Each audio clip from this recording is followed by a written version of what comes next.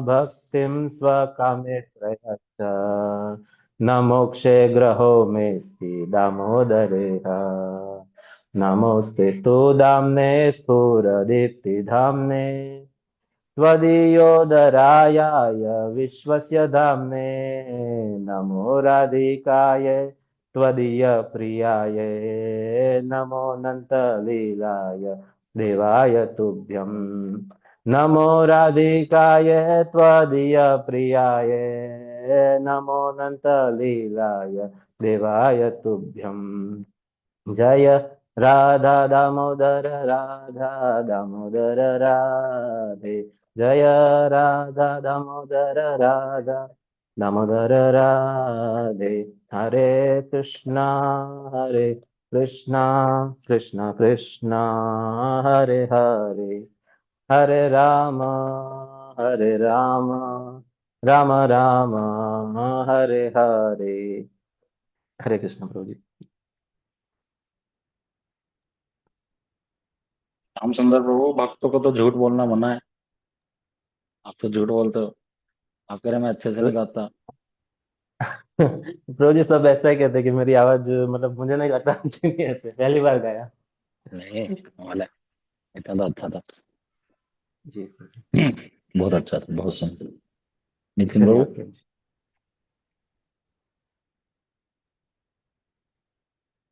हरे कृष्णा। आ रही है आवाज मेरी? हाँ जी। हरे कृष्णा। श्री गुरुदेव की जय, श्री प्रभुपाद की जय, समस्त रूपानुगुरुवर्ग की जय, श्री दामोदर मास की जय, दामोदर मास अलंकारी भक्त वृंद की जय, श्री काम्य वन की जय, श्री कोकिला वन की जय। बोल प्रेमानंदे हरि हरि बोल। तो कल जैसा कि अभी कार्तिक मास में हम सभी लोग नित्य प्रति इस क्लास को कर रहे हैं, तो जैसे हम बार बार मैं ये बात बोलता हूँ कि जैसे ये जो समय आजकल का चल रहा है, तो इसमें क्या है कि अगर हम मठ मंदिर में जाते हैं तब तो बहुत अच्छे से चीजें पालन होती है, लेकिन बहुत से लोग गृहस्थ होते हैं और हर किसी के शहर में, गांव में, जहाँ भी रहते हैं वहाँ पे मंदिर नहीं होता, मठ नहीं होता। हाँ, कोई इस्कॉन टेम्पल भी नहीं होता बहुत से जगह तो और हमारे आसपास के जो लोग हैं वो भी भक्ति नहीं करते। तो ऐसे समय में इस तरह से जब हम क्लास करते हैं, भक्तों को देखते हैं, जैसे अभी ये प्रभु जी इतनी दूर से कीर्तन कर रहे थे, है ना? तो इनको देख के उत्साह लगा, कई लोग सोचते होंगे कि हम भी करेंगे ऐसे कीर्तन। तो और सभी, सबसे अच्छी बात है, सभी भक्त जो हैं वो गुरुदेव से जुड़े हुए हैं। तो एक विशेष भावना आती है कि हम सबके जो सेंटर में कौन है? गुरुदेव, गुरुजी हैं। तो जब सब लोग इस तरह से एक साथ मिलके कथा कीर्तन करते हैं, तो इससे भगवान, गुरुजी, वैष्णव सब लोग बड़े प्रसन्न होते हैं। तो इसी उद्देश्य से कि हम सभी लोग आगे बढ़े हैं, अगर हम ऐसे कथा कीर्तन नहीं सुनेंगे तो क्या होगा? फिर हमारा मन नहीं लगेगा चीजों में, माला में, हाँ, जैसे दीपदान करने में, मंगल आरती में। तो एक दो दिन उत्साह होता है, लेकिन फिर बाद में होता नहीं। तो इसी, ताकि एक दूसरे को देख के उत्साह हो, इसी उद्देश्य से हम इस क्लास को करते हैं। तो भी जैसे हम लोग इसमें ब्रजमंडल के विषय में हम लोग ब्रजमंडल दर्शन कर रहे हैं, और उसमें जैसे हमने सुना था कि 12 मुख्य वन हैं, और उन सभी वनों में एक वन है काम्य वन। तो हम सभी लोग अभी काम्य वन की कल हमने कुछ कथा को सुना था, और उसी क्रम में थोड़ा सा उसको रिवाइज कर लेते हैं। देखो, रिवाइज क्यों करते हैं? रिवाइज करने से क्या होता है कि हमारा कनेक्शन बनता है। और कीर्तन क्यों करते हैं? जैसे देखो छोटी छोटी बातें होती हैं, गुरु जी बताते हैं जब भी कथा होती है उससे पहले हम लोग कीर्तन करते हैं। क्यों करते हैं? ताकि हमारी वो सेवा वृत्ति हृदय में जागृत हो। हाँ, हमारी जो अंतःकरण है वो खुल जाए, और फिर उसमें कौन आ जाए? भगवान। भगवान की लीला, भगवान का रूप वो हमारे अंतःकरण में क्या चला जाए, हमारे हृदय में प्रवेश कर जाए। और फिर से कीर्तन करते हैं। मठ मंदिर में ऐसे होता है ताकि वो क्या हो जाए, और वो संरक्षित हो जाए। वो वाली कथा कीर्तन हमारे अंतःकरण में, हृदय में संरक्षित हो जाए। तो ताकि कल जो हमने सुना उसी उससे सुनने से क्या होगा, अपने आप से हमारा मन और सुनने का करेगा। इसलिए हम थोड़ा सा रिवाइज करते हैं। तो अभी कल हमने सुना था कि काम्य वन में बहुत सुंदर सुंदर स्थान है, और उनमें एक विग्रह है काम्य वन में, उनका नाम है वृंदा देवी। तो ये वृंदा देवी कौन है? ये साक्षात वृंदा जी हैं, तुलसी जी हैं। हाँ, वृंदा सखी, जो क्या करती हैं, जिनकी राधा कृष्ण की लीला में क्या है, विशेष इनकी महिमा है। तो हमने सुना था कि जो वृंदावन में प्राचीन विग्रह हैं, हमारे जो गोस्वामी गण हैं, उन्होंने बहुत से विग्रहों को प्रकाशित किया। वज्रनाभ जी के द्वारा बहुत से विग्रह जो हैं उनकी वज्रनाभ जी ने उनको प्रतिष्ठित किया था। उन सभी विग्रहों का जो 6 गोस्वामी है उन्होंने क्या किया, पुनः प्रकाश किया। और वृंदावन में अनेक अलग अलग स्थानों पे क्या किया, उनकी मंदिरों की स्थापना की। तो जब क्या हुआ, जो मुगल लोग थे, हाँ, उनको तो क्या चाहिए था कि जो है ये जो मंदिर है उनको तोड़ दें जहाँ पे लोग इकट्ठे होते हैं। तो इसलिए उन्होंने क्या किया, वृंदावन पे जब आक्रमण करने लगे तो उस समय जो जयपुर के राजा हैं उन्होंने क्या किया, जो जितने भी प्राचीन विग्रह, हाँ, श्री मदन मोहन जी, गोविंद देव जी, गोपीनाथ जी, इन सबको लेकर के वो कहाँ जाने लगे, जयपुर जाने लगे। और बहुत क्या करते थे कि रास्ते में, क्योंकि उस समय क्या होता था, जैसे घोड़े पे, रथ पे, इनके माध्यम से लेके जाते थे, तो बीच में रुकते थे। हाँ, तो जहां जहां रुकते थे वहां पे मंदिर भी बने। और जब जब वो काम्य वन में रुके, जब वो जयपुर जा रहे थे काम्य वन में रुके, तो ये वृंदा देवी जी के विग्रह भी वहां पर थे। और वृंदा देवी जी के जो विग्रह हैं, वृंदा देवी जी ने क्या आज्ञा करी कि मैं वृंदावन से, इस बृहद वृंदावन को छोड़ करके मैं नहीं जाऊंगी। मैं तो यहीं यहीं मैं तो यहीं पे ही रहती हूँ, मैं वृंदावन को त्याग के, क्योंकि ये कौन है, साक्षात वृंदा देवी। तो इसीलिए वहीं पर इनका जो है, इनकी स्थापना की गई है, वहीं पर इनके विग्रह हैं काम्यवन में। और हमने सुना था कि हम एक वृंदा देवी जी के विग्रह कहाँ पे हैं, वृंदावन में, हमारे श्री रूप सनातन गौड़ीय मठ में हमारे परम गुरुदेव जी ने उनकी वहां पर क्या की, प्रतिष्ठा की। तो वहां पर वृंदा देवी जी के विग्रह के दर्शन होते हैं। अब आगे।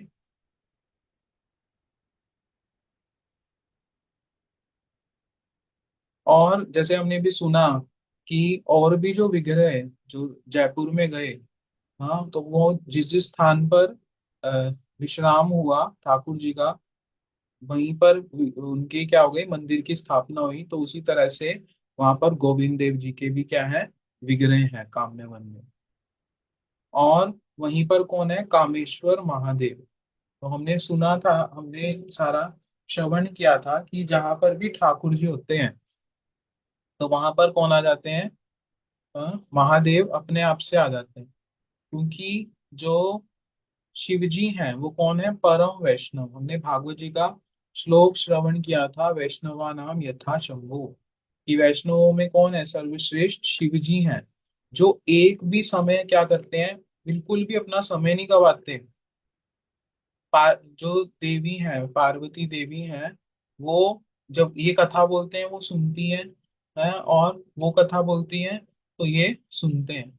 और अपने गणों के साथ भी क्या करते हैं, भगवान के नामों का ही कीर्तन करते हैं। तो ये हर समय हर क्षण जहाँ भी ठाकुर जी लीला करते हैं, वहां पर शिव जी किसी ना किसी रूप में अवश्य होते हैं। तो उसी प्रकार से यहाँ पर वो किस रूप में है, कामेश्वर महादेव। और फिर विमल कुंड, यहीं पर विमल कुंड हमने कथा श्रवण की थी कि जो वहां पर रामलीला में सीता जी की सखियां हैं, वो उन्होंने जन्म ग्रहण किया यहाँ पर ब्रज में। और फिर उनको उनके जो पिता है राजा, उन्होंने कृष्ण से प्रार्थना की कि आप क्या करें, जो है, जो मेरी पुत्रियां हैं उनसे विवाह करें। और फिर कृष्ण ने यहाँ पर उन सभी के साथ क्या किया, पानी ग्रहण किया। और उनके जब कृष्ण से बहुत समय बाद मिली तो विरह में जो उनके अश्रु प्रवाहित हुए, तो वो जो है मतलब जो आनंद मिला उसमें जो अश्रु प्रवाहित हुए प्रेम के, वो जो है वही क्या है, विमल कुंड। तो ये वाली कथा भी हमने श्रवण की थी। और साथ में ही हमने यहीं पर जो है पांडवों ने, जो पांडव कौन है, भगवान के शुद्ध भक्त, तो पांडवों का भी यहीं पर स्थान है धर्म कुंड। जैसे हमने कल कथा सुनी थी, ज्यादा डिटेल में नहीं बताऊंगा, कि युधिष्ठिर महाराज ने से प्रश्न पूछे थे यक्ष ने, और युधिष्ठिर महाराज ने बहुत सुंदर रूप से सभी प्रश्नों के उत्तर दिए, बहुत शिक्षा दी। तो वही स्थान क्या है, धर्म कुंड। और यहीं पर दुर्वासा जी की लीला भी हुई कि दुर्वासा मुनि जी जो है वो अपने सभी शिष्यों के साथ जब आए पांडवों के पास, तो उनके पास, पांडवों के पास उस समय जो है उनको भोग प्रसाद कुछ था नहीं देने के लिए, क्योंकि द्रौपदी जी के पास जो पात्र था उसमें, जब द्रौपदी जी उसमें से प्रसाद ग्रहण कर लेती थी, उसके बाद वो पात्र जो है वो कुछ दे नहीं सकता था, अक्षय पात्र। लेकिन वहां पर उसी समय ठाकुर जी आ गए, और ठाकुर जी ने क्या किया, उसी पात्र में से एक छोटा सा साग का दाना लिया, पार्ट लिया और उसको ग्रहण कर लिया। तो कहा यस्मिन तुष्टे जगत तुष्टम। तो ठाकुर जी अगर तुष्ट हो जाते हैं ना, फिर किसी और वस्तु, किसी और को तुष्ट करने की आवश्यकता नहीं होती। तो इसीलिए वहां पर जब ठाकुर जी तुष्ट हुए तो सब तुष्ट हो गए, उसमें दुर्वासा जी भी आ गए और उनके साथ जितने ऋषि थे। तो इस तरह से यहाँ पर ये वाली लीला भी हुई। तो ये, और साथ में सेतु बंद सरोवर, ये वाली लीला भी हमने सुनी थी कल, कि गोपियों के कहने पर गोप ठाकुर जी बोलते हैं हास परिहास में कि मैं ही राम था। तो वहां पर सखियां बोलती हैं कि आप कैसे राम थे, राम तो बड़े प्रतापी थे, राम ने तो ये किया वो किया, सब राम जी के गुण गाने लगी। तो ठाकुर जी कहने लगे नहीं नहीं, देखो अभी मेरे हाथ में वंशी है, लेकिन अभी मैं वंशी से सबको मोहित कर लेता हूँ, लेकिन इससे पहले मैं ही राम था। तो फिर गोपियां कहने लगी अगर ऐसा है तो सेतु बांध के दिखाओ। तो ठाकुर जी ने यहाँ पर एक कुंड है, वहां पर क्या सरोवर है, वहीं पर जो वानरों की सहायता से सेतु बंधन किया, और शिव जी की भी वहां पर उपासना की। तो इसको कहते हैं सेतु बंध सरोवर। और जो शिव जी हैं उनको बोलते हैं रामेश्वर। तो ये, और यहीं पर जो है जो मूल केदारनाथ बद्रीनाथ जो है, उनके भी दर्शन होते हैं यहीं पे। देखो कितना सुंदर यहाँ पे दृश्य है ना, नेचुरल पूरा, बड़ा सुंदर। ये वहाँ पे कौन है, केदारनाथ जी हैं। बड़ी वहाँ पे इतनी तेज हवा चल रही होती है, मैं बहुत समय पहले गया था, इतना ऊंचाई मंदिर है, ये दूर से ही दिखता है वहाँ पे, मतलब बहुत दूर से ही पूरा केदारनाथ जी के। और ये मंदिर मतलब ऐसे कोई वो नहीं बना हुआ, मतलब जैसे मंदिर का पूरा बना होता है गुम्बद, ये नेचुरली पूरा चट्टानों से पूरे वहां पर कौन बने हुए हैं, पूरा मंदिर बना हुआ है। इसके अंदर है शिवलिंग। हाँ।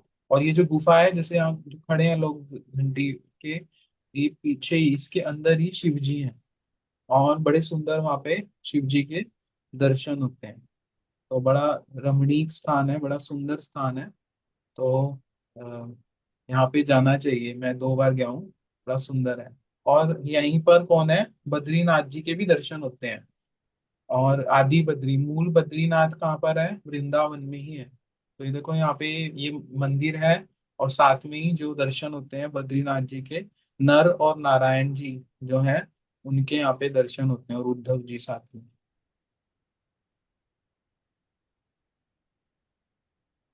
कल हमने ये वाली सारी, और यहीं पर हमने ये भी सुना था कि जो गंगोत्री जी और यमुनोत्री जी भी के भी यहाँ पर दर्शन होते हैं। गंगोत्री जी, यमुनोत्री जी, बद्रीनाथ और केदारनाथ। तो यहाँ पर जो वृंदावन है, ब्रज में ही सारे के सारे धाम है। तो देखो कितना हमारा सौभाग्य है कि हमारे परम गुरुदेव हमें ऐसे ऐसे स्थानों पर ले जाने के लिए प्रेरित करते थे।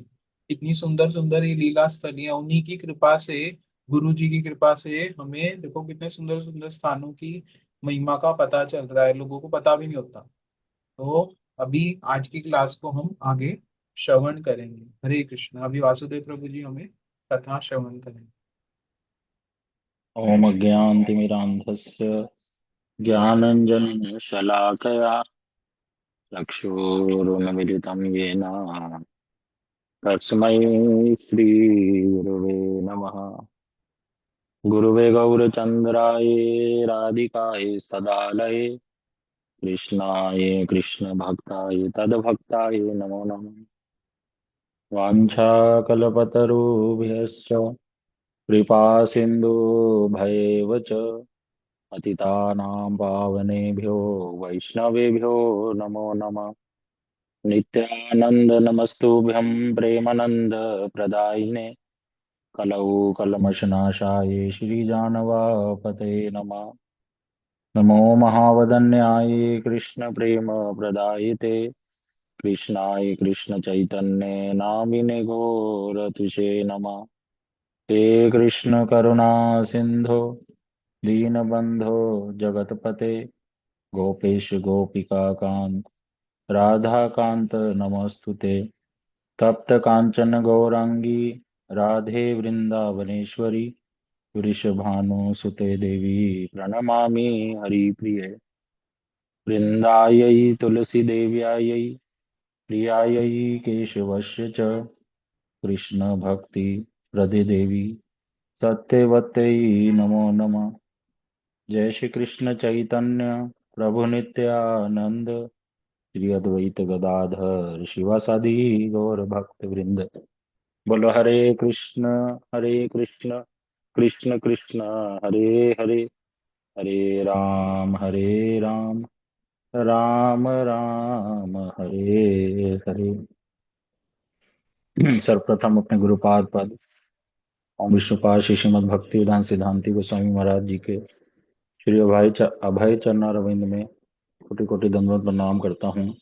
तदुपरांत श्रीपाद माधव प्रिय प्रभु जी के श्री चरणों में कोटि कोटि दंडवत प्रणाम। गुरु परंपरा के श्री चरणों में मेरा यथा योग्य प्रणाम और आप सभी उपस्थित वैष्णवों के श्री चरणों में मेरा यथा योग्य प्रणाम। हरे कृष्णा। गुरु वैष्णवों की कृपा से आज कार्तिक का चतुर्थ दिवस चौथा दिन है और पिछले 3 दिनों से हम शिव ब्रजमंडल दर्शन करने का प्रयास कर रहे हैं ऑनलाइन क्लास के माध्यम से। और आने वाले समय में 28 नवंबर से 28 अक्टूबर से 5 नवंबर भी 8-10 दिन के लिए हमारी आईजीवीटी इंटरनेशनल गौड़ीय वेदांत ट्रस्ट के यहाँ से श्री ब्रजमंडल परिक्रमा होगी, जिसमें हमारे महाराज लोग श्री श्रीमद भक्ति वेदांत वन गोस्वामी महाराज, श्री श्रीमद भक्ति वेदांत श्रीधर महाराज जी, श्री श्रीमद भक्ति वेदांत पद्मनाभ महाराज और हमारे गुरु जी श्री श्रीमद भक्ति वेदांत बोधायन महाराज, ऐसे बहुत सारे महाराज लोग, भक्त लोग, श्रेष्ठ वैष्णव माताएं, उनके अनुगत्य में ये परिक्रमा होगी। और ये सारी लीलाओं जो हमने सुनी श्री काम्य वन की मुख्य मुख्य हमने सुनी, बहुत सारे दर्शन स्थली हैं। एक ग्रंथ है श्री ब्रजमंडल परिक्रमा, वो हम सबके पास होना चाहिए। अगर किसी भक्त के हृदय में इच्छा है और अच्छे से पढ़ना है, चीजों को जानना है, तो श्री काम्य वन के विषय में बहुत सारी बातें उस ग्रंथ में लिखी हुई हैं। हमने तो बस अभी थोड़ा थोड़ा विशेष विशेष मुख्य मुख्य बातों को सुन लिया, समझने का प्रयास किया।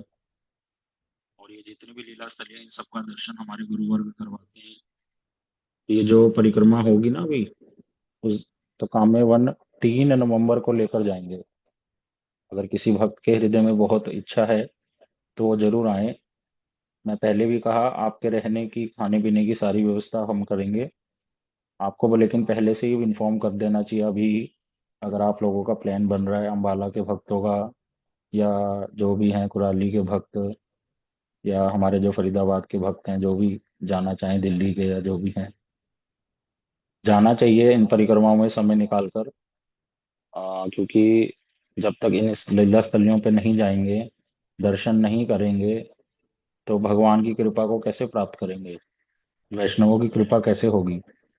देखो, परिक्रमाओं में जब जाते हैं विशेषकर, वहां पर साधु संग मिलता है, बहुत सारे साधु हमें मिलते हैं, उनका दर्शन मिलता है, और उससे भी विशेष बात, उनके उनके मुख से भगवान की कथा सुनने को मिलती है, इतनी मधुर मधुर।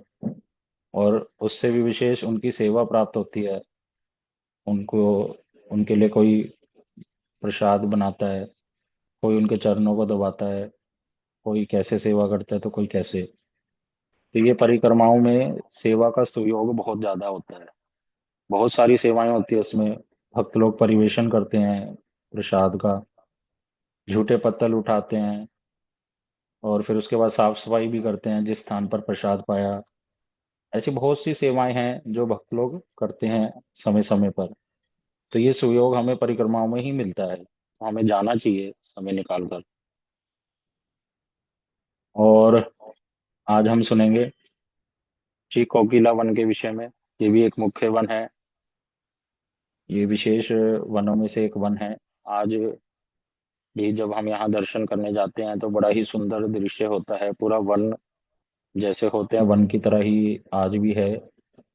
और बड़े सुंदर पक्षी, पशु, हिरन, मोर, कोयल, ये सारा का दर्शन वहां पर होता है। हंस, जैसे यहाँ कुंड है, बहुत सुंदर कुंड है। ज्यादातर लोग इसको शनिदेव मंदिर के नाम से जानते हैं। शनिदेव जी का यहाँ बहुत बड़ा मंदिर है, बहुत बड़ा। और उस मंदिर में जाओ तो लोग ज्यादातर फिसलते हैं, क्यों? क्योंकि वहां सरसों का तेल चढ़ाते हैं ना लोग, सरसों का तेल इतना ज्यादा होता है कि लोग फिसल जाते हैं। लेकिन हमारा तो शनिदेव जी से उस प्रकार से कोई ज्यादा लेना देना नहीं है। तो उस शनिदेव के मंदिर के पीछे ही, अंदर ही, हमारा तो कोकिल बिहारी जी से लेना देना है, जिसका नाम से ये पड़ा श्री कोकिला वन। कोकिला वन के नाम से ही समझ आ रहा है। कोकिल नाम अर्थात कुकू बर्ड इंग्लिश में, कोयल को कहते हैं, जो कुहू कुहू करके मधुर स्वर के माध्यम से सबको आनंद प्रदान करती हैं। तो वो पक्षी भी यहाँ बहुत सारे मिलते हैं, प्राप्त होते हैं। तो विशेष लीला जो यहाँ पर वर्णन आती है गुरुवर्गों से जो सुनी, वो यही है कि पास में ही एक गांव है जिसका नाम है जावट, और वहीं जावट में श्रीमती राधा रानी का विवाह हुआ है। तो अब जब राधा रानी और सखियों का विवाह हो गया है, तो कृष्ण अब कैसे मिले? कृष्ण मिलना चाहते हैं, लीलाएं करना चाहते हैं, क्योंकि कृष्ण ब्रजवासियों के बिना रह नहीं सकते, और विशेषकर उसमें भी श्रीमती राधा रानी और सखियों गोपियों के बिना। तो यहाँ पर रहकर कोकिल वन से ही क्या करते हैं, कृष्ण कोयल की आवाज एक पेड़ पर चढ़कर लगाते हैं, और उस आवाज को सुनकर श्रीमती राधा रानी, ललिता सखी और विशाखा सखी समझ जाती हैं कि ये हमारे प्राण प्रियतम श्री कृष्ण की ही मधुर ध्वनि है। श्रीमद् भक्ति विज्ञान भारती गोस्वामी महाराज जी बतलाते हैं कि भगवान का एक नाम है सर्व भाषा भूख। सर्व भाषा भूख का मतलब होता है कि भगवान सभी प्राणियों की भाषाओं को जानते हैं, क्योंकि उन्हीं से सारे प्राणी प्रकट हुए हैं, सारी भाषाएं उनसे प्रकट हुए हैं। चींटी से लेकर हाथी तक जितने भी पशु या मनुष्य हैं, उन सब की बातों को, उनकी भाषाओं को भगवान जानते हैं। चींटी अपनी भाषा में बोलेगी तो भगवान उस भाषा को भी जानते हैं, हाथी की भाषा को भी जानते हैं। इसलिए भागवत जी में वर्णन हुआ गजेंद्र मोक्ष की कथा में, और विशेषकर इस कार्तिक के महीने में अन्य अन्य मठों में श्री गजेंद्र मोक्ष की कथाएं बड़े अच्छे से बोली जाती हैं और सुनी जाती हैं। तो वो गजेंद्र कौन है? हाथी। हाथी तो अपनी आवाज में पुकारेगा तो भगवान उसकी पुकार को सुनकर आगे। तो भगवान सारी भाषाओं को जानते हैं, उसी तरह से कोयल की भाषा को भी जानते हैं। तो उसी तरह कोयल की भाषा के माध्यम से बोल रहे हैं। और उस भाषा को कौन समझ रही है? श्रीमती राधा रानी और उनकी सखियां। और कोयल जैसे कुहू कुहू करती है, कुहुकती है, उससे भी कई गुना सुंदर श्री कृष्ण कुहुक रहे हैं। और राधा रानी को पुकार रहे हैं कि मैं आपकी प्रतीक्षा कर रहा हूं, आप यहाँ आ जाओ। ब्रज में जब कृष्ण से राधा जी कभी अलग हो जाती हैं या थोड़ी दूर हो जाती हैं, कभी उनका मिलना तो बहुत दिनों तक नहीं मिल पाते किसी वजह से, या राधा रानी मान कर लेती हैं, या कोई अन्य वजह हो जाती है, जैसे राधा जी का विवाह हो गया, अब मिलना बड़ा मुश्किल हो जाता है, तो कृष्ण रह नहीं पाते, राधा जी भी रह नहीं पाती, सखियां रह भी नहीं पाती। तो अलग अलग संकेत के माध्यम से एक दूसरे को पुकारते हैं। कभी कृष्ण तो अपने कानों में कोई फूल लगा लेंगे, कभी राइट साइड वाले कान में, राइट साइड मतलब दूर से ही सखियां दर्शन करती हैं कि अर्थ राइट साइड में जो जगह है, जो भी स्थलीय है, वहां जाकर मिलेंगे आज हम। कभी लेफ्ट साइड में लगा लेते हैं कान में फूल, तो लेफ्ट साइड संकेत करते हैं। कभी कोयल की ध्वनि कर कर, जैसे अभी हम सोच रहे हैं, सुन रहे हैं उसी कोकिला वन में, तो कुहू कुहू करते हैं। तो जब अब राधा जी का जहाँ विवाह हो गया, उनकी सास भी जब इस ध्वनि को सुनती है, सास का नाम है जटिला, बड़ी जटिल स्वभाव की है, गुरु जी बोलते हैं।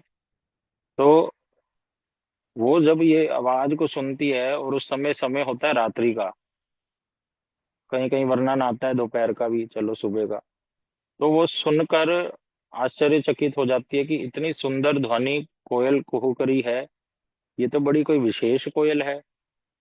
और वो वशीभूत हो जाती है, आकर्षित हो जाती है उस ध्वनि की ओर।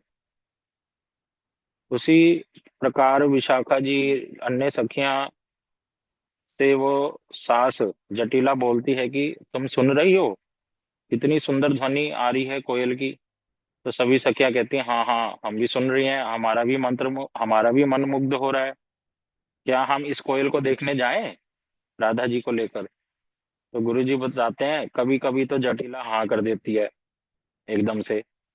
और कभी कभी जैसे जैसे बालकों का स्वभाव होता है ना, अपने माता पिता से कुछ आज्ञा लेनी है, कहीं कहीं अपने सखाओं दोस्तों के साथ, फ्रेंड्स के साथ घूमने जाना है, कहीं जाना है, और पता है कि शायद माता पिता ना कर सकते हैं, मोस्ट चांसेस ना के रहते हैं।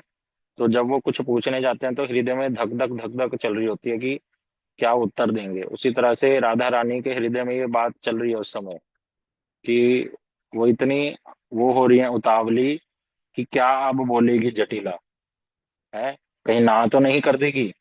और जटिला फिर ना कर देती है, तो राधा जी बड़ी दुखी हो जाती हैं, और इस प्रकार कभी कृष्ण से तो मिल जाती हैं, कभी कृष्ण से नहीं मिल पाती, और विरह हो जाता है।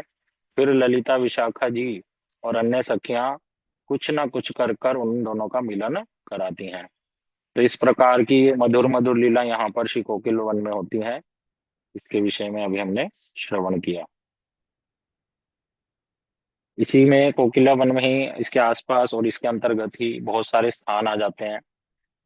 इनके नाम हम यहाँ पढ़ रहे हैं, आंजनोक, बिजवारी, परसों, साखी, छत्रवन, ये गलती से वान लिखा गया, छत्रवन आना है, उमराव, और फिर आगे बताया कोसी, रनवाड़ी, नरी सेमरी। इनके विषय में अभी हम श्रवण करते हैं। तो आंजनोक एक गांव का नाम है, और यहाँ पर कभी कभी दर्शन के लिए लेकर भी जाते हैं, कभी कभी जब लेट हो जाते हैं तो नहीं भी जा पाते, लेकिन पास में ही है, बड़ा सुंदर दर्शन है। यहाँ एक शिला है जिसका नाम है अंजनी शिला। तो यहाँ की लीला की महिमा ये है कि एक बारी श्रीमती राधा रानी का श्रृंगार सभी सखियां कर रही होती हैं कुंज में बैठकर, बड़े सुंदर अलंकार उनको धारण करा रही हैं, वस्त्र धारण करा रही हैं, उनका श्रृंगार कर रही हैं, केशों को संवार रही हैं, उनके चरणों में आलता लगाती हैं, अलग अलग कारीगरी करती हैं, मुख पे श्रृंगार करती हैं। उसी समय कृष्ण ने इसी स्थान पर अपनी बंशी धारण कर कर वंशी ध्वनि करी। उस वंशी के माध्यम से वे गोपियों को अपनी ओर बुला रहे हैं। तो राधा जी रह नहीं पाई, उतावली हो गई और जल्दी से कृष्ण की ओर दौड़ने लगी। अब जब वो श्रृंगार कर रही थी सखियां, तो अभी काजल लगाना रह गया था आंखों में। लेकिन कृष्ण की वंशी की ध्वनि से इतनी आकर्षित हो जाती हैं राधा जी और सभी सखियां कि वे अपने आप को रोक नहीं पाती हैं। इसमें एक कीर्तन भी आता है बड़ा सुंदर, श्री भक्ति विनोद ठाकुर जी ने लिखा है कि सखियां अपने प्राणों को ही नहीं धारण कर पाती, उनको समझ ही नहीं आता क्या करें। भगवान की वंशी इतनी पावरफुल है। तो जब वे आती हैं तो कृष्ण राधा जी के रूप को निहारते और देखते हैं कि आज तो राधा जी ने काजल नहीं लगाया। तब सखियों से पूछते हैं इसका क्या कारण है। तब सखियां सारी बात बतलाती हैं कि आपकी वंशी के कारण हम यहाँ दौड़ी चली आई। तब कृष्ण एक शीला को रगड़ कर उससे काजल उत्पन्न करके स्वयं अपने हाथों से श्रीमती राधा रानी का श्रृंगार करते हैं। तो वो शिला आज भी वहां है, उसको रगड़ो, मंदिर के अंदर है। और रगड़ने पर उसमें से क्या निकलता है, काजल, नेचुरली। तो इसलिए ये आंजनोक गांव की कथा है जो कोकिला वन के ही आसपास आ जाता है। बिजवारी, बिजवारी भी एक स्थान है। देखो बहुत सारे स्थान है कोकिला वन में, तो मुख्य मुख्य अभी हमने उठाए हैं। लेकिन ब्रजमंडल परिक्रमा ग्रंथ बड़े ही साधारण रूप से परम गुरु जी ने लिखा है, उसको पढ़ना चाहिए। उसमें बहुत सुंदर सुंदर लीलाओं का वर्णन है। तो बिजवारी में क्या हुआ, जब बिजवारी के नाम से समझो जैसे बिजली गिरेगी। तो जब कृष्ण अपने भ्रम ब्रजवासियों को छोड़कर मथुरा में जाते हैं, उनको लेने कौन आते हैं, अक्रूर जी। तो अक्रूर जी के रथ पर बैठ के जब जा रहे होते हैं, तो सभी गोपियां ये सहन नहीं कर पाती कि अब कृष्ण चले जाएंगे, अब हम दोबारा उनका कोई संग नहीं मिलेगा। तो कृष्ण उनको कहते हैं धैर्य धारण करो, मैं आज जाऊंगा, कल मामा को मिलूंगा, परसों आ जाऊंगा। तो इसलिए एक गांव का नाम ही क्या पड़ गया, परसों। यहाँ जो तीसरा हमने लिखा है परसों, परसौली गांव भी कहते हैं कि परसों परसों आ जाऊंगा, बार बार बोलते हैं, तो इसलिए उस गांव का नाम ही पड़ गया।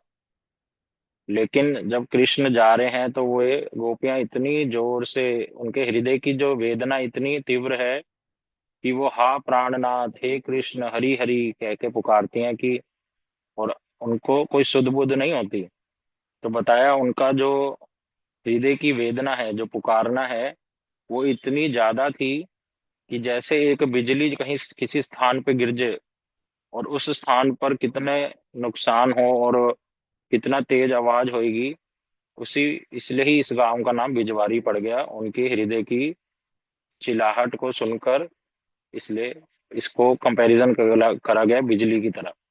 तो ये जो लीला हुई जहां पर, इसलिए उस स्थान का नाम हुआ बिजवारी। परसों का हमने सुन लिया अभी।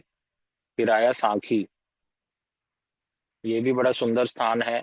इसकी लीला कथा जो हमारे गुरुवर्ग बताते हैं, वो गोवर्धन परिक्रमा के समय बतलाते हैं। जब बड़ी वाली को गोवर्धन की परिक्रमा करते हैं ना, तो वहां पर एक लीला स्थली आती है जहां पर संकर्षण कुंड है, अन्योर गांव से जस्ट आगे।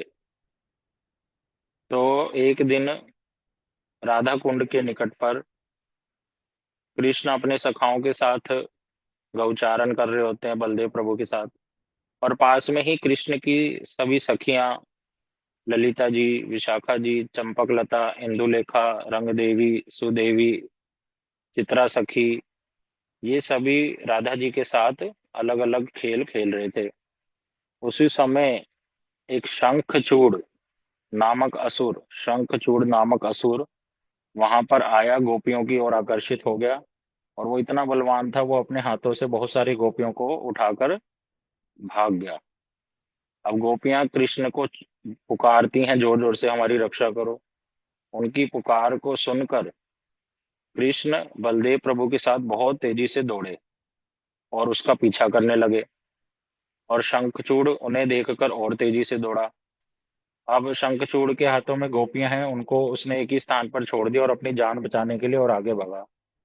तो कृष्ण ने बलदेव प्रभु को कहा, आप यहीं पर गोपियों के निकट में ही खड़े रहिए, इनकी रक्षा कीजिए और मैं इस असुर का अब वध कर दूंगा। और कृष्ण बड़ी तेजी से दौड़े और शंखचूड़ को पकड़ा, एक मुक्के का प्रहार करा और उसका वध कर डाला। तो जिस स्थान पर यह वध हुआ उसी जगह का नाम शंखचूड़, उसका नाम था शंखचूड़। तो इसलिए इस स्थान का नाम हुआ सांखी। मतलब समय के अनुसार नाम परिवर्तन हो जाता है थोड़ा थोड़ा, इसलिए। तो उस शंखचूड़ के मस्तक पर एक बड़ी सुंदर मणि थी। अब वो कृष्ण मणि निकाल ली और हृदय में तो भावना क्या है कि मैं राधा जी को दूंगा। लेकिन अभी सामने कौन है, बलदेव प्रभु हैं, उनके सामने तो दे नहीं सकते, बड़े भाई के सामने। तो इसलिए उसको उपहार स्वरूप किसको दे दिया, श्री बलदेव प्रभु जी को। लेकिन बलदेव प्रभु जी कृष्ण के हृदय की बात को जानते हैं। तो बलदेव प्रभु ने उस मणि को, एक सखी है जिनका नाम है धनिष्ठा, धनिष्ठा सखी जी, ये सखी कृष्ण की ही सखी हैं।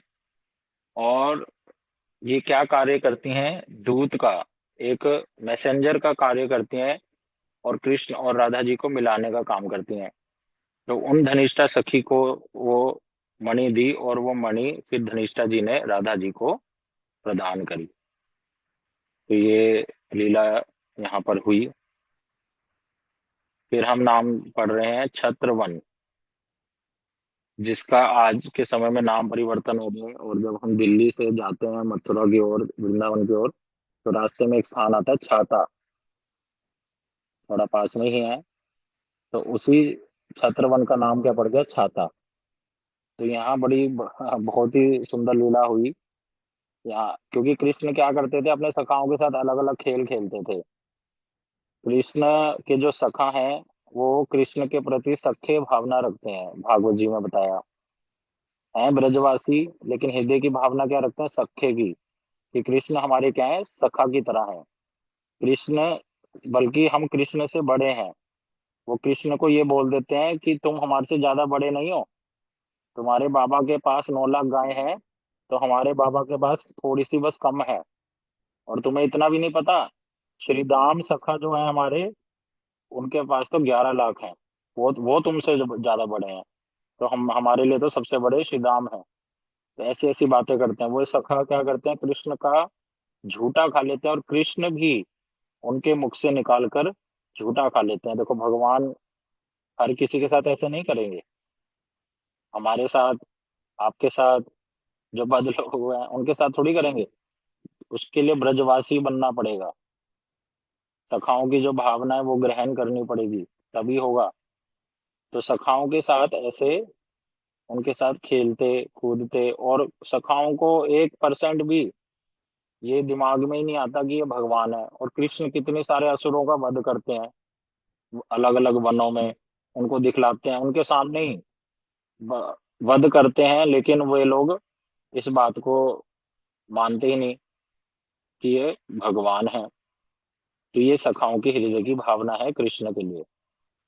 उसी प्रकार से छत्रवन में क्या हुआ, कृष्ण जब खेल रहे हैं तो कृष्ण ने कहा, मैं कौन हूँ, इस ब्रज का राजा हूँ, मैं छत्रपति राजा हूँ। और तभी सभी सखा उनके क्या बन गए, सेवक। कोई सखा जैसे मधुमंगल जी क्या करने लगे, कृष्ण को चामर डुलाने लगे। बलदेव जी कृष्ण के बाएं ओर बैठ गए मंत्री की तरह। और सुबल सखा क्या करने लगे, मोर पंख कर रहे हैं। तो कोई दूसरा सखा कोई और क्या करता, उनको पंखा करता, कोई चामर करता, कोई मोर पंख करता, कोई चरण दबाता। तो कुछ सखा क्या है, प्रजा के रूप में उनके सामने बैठ गए और कृष्ण को ऊंचे आसन पर बिठा दिया। और कृष्ण सबको कह रहे हैं, जाओ घोषणा कर दो, इस ब्रज का राजा कौन हूं मैं, मेरा नाम क्या है, श्री कृष्ण।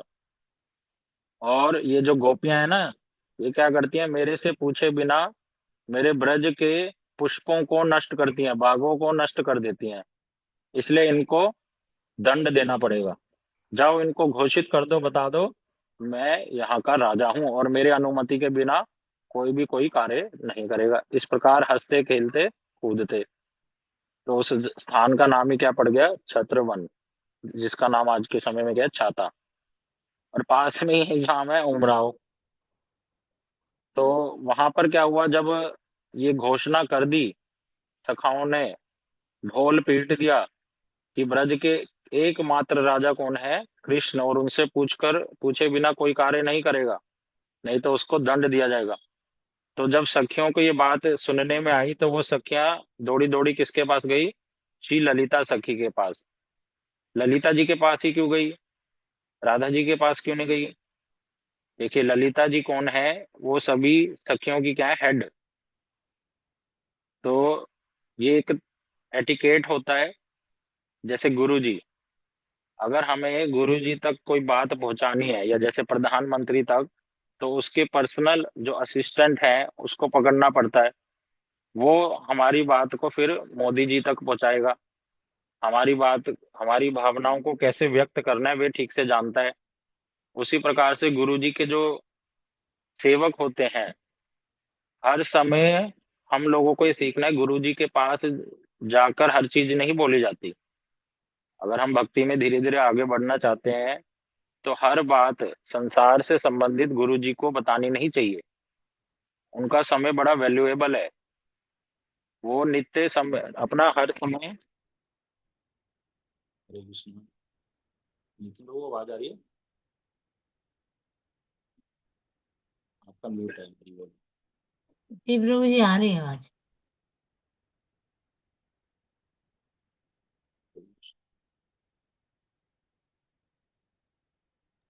थोड़ी सी कम हो गई थी, मुझे नहीं आ रही। अभी नहीं आ रही। 1 मिनट बस।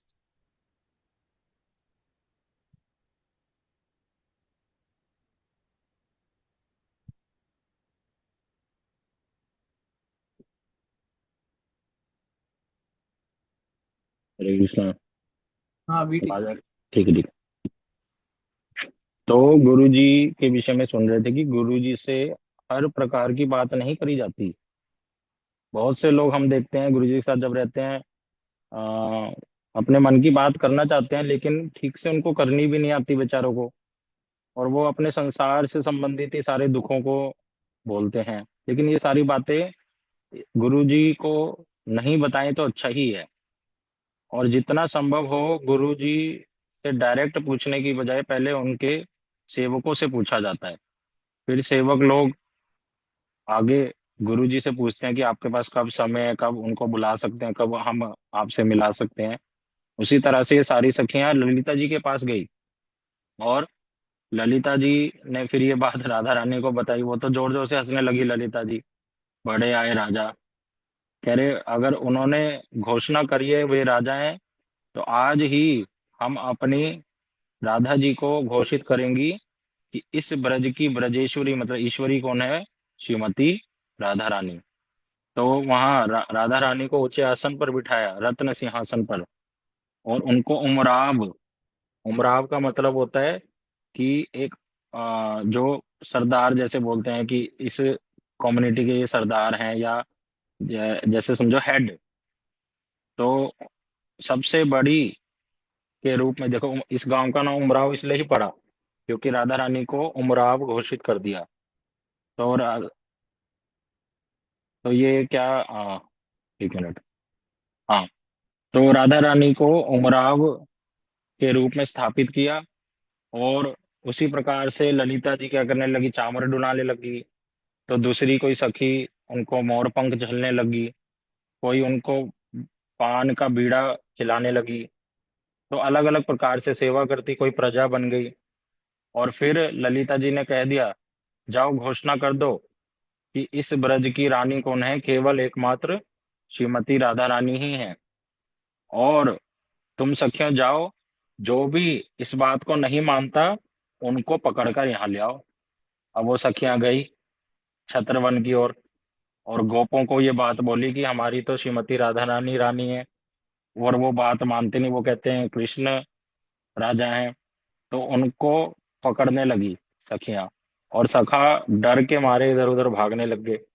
लेकिन एक सखा है मधुमंगल, वो है थोड़ा मोटा सा वो भाग नहीं पाया ज्यादा, तो उसको पकड़ लिया। उनको पकड़ लिया। अबे अब जैसे ही पकड़ा, वो तो माफी मांगने लग गए और उनको राधा रानी के चरणों में घेर दिया। और वो कह रहे हैं मुझे माफ कर दो, माफ कर दो। तो वो पहले तो वो मानते नहीं, फिर लेकिन उनको गुलचे मारे। गुरुजी बार बार बताते हैं इस बात को। मुक्के मारे और उनको सिर नीचे कर दिया और वो माफी मांगने लगे। तब राधा रानी तो बड़ी दयालु हैं, कह रहे ठीक है ठीक है, लेकिन इनको दंड तो कुछ देना पड़ेगा। तो वो अपने आप ही बोल बैठता है, ठीक है, मुझे दंड देना है तो दंड दो, लेकिन दंड ऐसा देना जिससे मेरा पेट भर जाए। तो फिर राधा रानी कहती है तो पेटू ब्राह्मण है, इसको लड्डू दो, लड्डू। तो उनको फिर लड्डू दिए। और फिर वही मधुमंगल रोते रोते कृष्ण के पास गए कि आज तो मेरी बड़ी पिटाई होगी, तुम राजा राजा बोलते थे, तुम क्या हमारी रक्षा करोगे। उधर तो श्रीमती राधा रानी रानी स्वरूप में, और उन्होंने मुझे लड्डू भी दिए। तब कृष्ण अपने सखाओं को लेकर, चलो, किसका इतना साहस कि मेरे राज्य में कोई रानी है। तो वो सारे सखा फिर आते हैं कृष्ण के साथ साथ। और फिर श्रीमती राधा रानी के पास जैसे ही निकट आते हैं तो राधा रानी तो हृदय पिघल जाता है कृष्ण को देखकर, वो तो नहीं रह पाती। तो उसी समय जो उन्होंने रानी की तरह वेश वस्त्र धारण कर रहे थे, तो उसको उतारने का प्रयास करते हैं, और इस लीला को देखकर सभी सखा और सखियां हंसने लगते हैं। और तब सभी सखा और सखियां मिलकर क्या करती हैं, कृष्ण को राधा जी के सीधे हाथ पर, मतलब राधा जी को कृष्ण के बाएं ओर बिठा देते हैं, और उस रत्न सिंहासन पर बिठाकर सभी मिलकर उनकी जय जयकार करते हैं और उनकी सेवा करने लगते हैं। तो ये जो लीला हुई, ये यहीं पर छत्रवन और उमराव गांव में हुई। ऐसी बहुत सी मधुर लीलाएं हैं। फिर एक सेकेंड।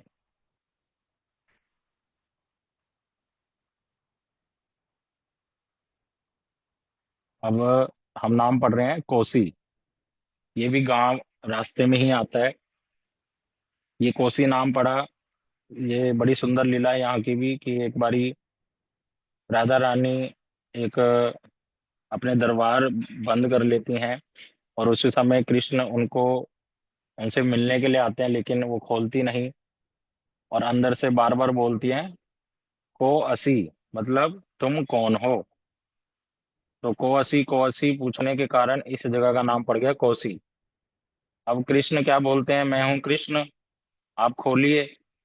तो वो कृष्ण शब्द का जो एक अर्थ होता है, वो एक अर्थ ये भी होता है काला नाग, काला सांप। तो राधा रानी हास प्रयास करते हुए कहती हैं, मेरे यहाँ पर काले सांप की कोई आवश्यकता नहीं है, तुम्हारा हमारे यहाँ काम क्या है, क्या तुम हमें डसने आए हो, जाओ जाओ तुम वन में जाओ। फिर कृष्ण अपना नाम बताते हैं, नहीं नहीं तुम समझे नहीं, मैं घनश्याम हूँ, घनश्याम आया हूँ। तब राधा रानी कहती हैं, अरे नहीं भैया, घनश्याम का एक अर्थ होता है कि जो बादल। तो कह रहे हैं तुम यहाँ पर मत बरसना, जाओ किसी और वन में जाओ, वहां जाकर बरसो। तब कृष्ण कहते हैं, अरे अरे नहीं नहीं, मैं हूँ मधुसूदन। तो राधा रानी कहती है, मधुसूदन का अर्थ तो ये होता है, भंवरे को बोलते हैं, जो क्या करता है, मधु का पान करता है, जो फूल में जो मधु होता है उसका जो पान कर लेता है, इसलिए उसका नाम होता है मधुसूदन। तो कह रहे तुम जाओ किसी और वन में जाकर किसी और पुष्प पर बैठो, मेरे यहाँ पर मत आओ। तो इस प्रकार फिर कृष्ण कहते हैं कि मैं हूँ हरि।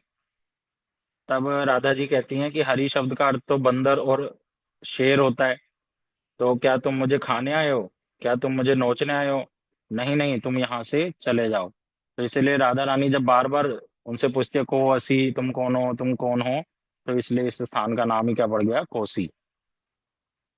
फिर आगे रणवाड़ी है, यहाँ पर बहुत सुंदर सुंदर राधा कृष्ण की लीला होती थी। फिर आगे लिखा है नरी सेमरी। यहाँ पर क्या हुआ, एक बारी राधा जी क्या कर लेती हैं, बहुत ही ज्यादा मान कर लेती हैं, मान का मतलब कृष्ण से रुष्ट हो जाती हैं। और कृष्ण अब कैसे मनाए, सखियों से पूछते हैं। तब ललिता जी कृष्ण को कहते हैं, तुम एक सखी का वेश धारण करके आओ। तो उस कृष्ण अपना नाम क्या रख लेते हैं, श्यामरी, कि मैं कौन सी सखी हूँ, श्यामरी सखी। और कृष्ण है बहुत सुंदर, जिनसे सारी सुंदरता आई है, तो वो स्वयं कितने सुंदर होंगे। और जब कृष्ण अगर कोई सखी का कपड़े पहन ले तो वो स्वयं सखी ही लगते हैं। तो इसलिए श्यामरी सखी अपने हाथ में वीणा लेकर बड़ा मधुर गान करते हुए पास से गुजरने लगी। और राधा जी ने देखा, ये कौन सी सखी है, आज तक तो हमने नहीं देखा, और इतना सुंदर वीणा को बजाते हुए मधुर मधुर गान कर रही है। तो राधा जी का जो मान है वो टूट जाता है, और वो उन सखी को अपने निकट बुलाती है, तुम इधर आओ, तुम्हारा नाम क्या है, तुम कौन से गांव से आई हो। तब वो बताती है, मैं श्यामरी हूँ, और मैं देवलोक से आई हूँ, और मेरी जो जाति है वो है किन्नरी, किन्नरी जाति से हूँ। तब राधा जी कहती हैं, आप तो बड़ा सुंदर गान करती हैं, तो मैं आपको अपने गले का हार दान में देती हूँ। तभी जो कृष्ण श्यामरी सखी का वेश रूप धारण करके आए थे, वे कहती है, राधे, मुझे आपका हार नहीं चाहिए, मुझे तो आपके मान का दान चाहिए। तब राधा जी समझ जाती हैं ये कौन है, श्याम सुंदर हैं। और उसी समय फिर उनको अपना मान तोड़ना पड़ता है। तो किन्नरी से आ गया नरी, और श्यामरी से पड़ गया सेमरी, इसलिए इस गांव का नाम हो गया नरी सेमरी। ऐसे मतलब बहुत ही सुंदर सुंदर लीला स्थलियां हैं, और अनगिनत लीला स्थलियां हैं जिसको हम श्रवण कर रहे हैं। अभी समय भी हो चला है, 10:30 हो गए हैं। ये जो जावट वाली लीला स्थली है, इसको कल हम श्रवण करेंगे। आज हमने श्री कोकिला वन के और उसके आसपास की जो लीला स्थलियां उसको श्रवण किया। और ये बड़ी ही सुंदर लीला स्थली है जावट। और इसके नेक्स्ट है खादीर वन, सोचा था आज ही कवर करेंगे, लेकिन समय हो चला है। और आज हमने कोकिला वन के विषय में सुना, विशेषकर हमने कोकिला वन के विषय में सुना, कैसे कृष्ण कोयल की तरह यहाँ कुहकते हैं। यहाँ पर जो दर्शन है ना, कोकिल बिहारी जी, ठाकुर जी का नाम है कोकिल बिहारी, राधा रानी के साथ विराजित हैं। और पास में ही बड़ा सुंदर कुंड है, बहुत ही रम्य स्थान है ये, और 12 मुख्य वनों में से एक वन में आता है। फिर हमने आंजनोक गांव का सुना, कि वहां पे अंजनी शीला के माध्यम से राधा जी को काजल लगाया। परसों गांव के बारे में सुना, कि कृष्ण कह रहे मैं परसों आ जाऊंगा। बिजवारी मतलब जहां पर बिजली की तरह आवाज हुई गोपियों के हृदय से। और सांखी का हमने सुना, जहां शंख चूड़ा नामक राक्षस का कृष्ण ने वध कर दिया था। फिर छत्रवन और उमराव का सुना।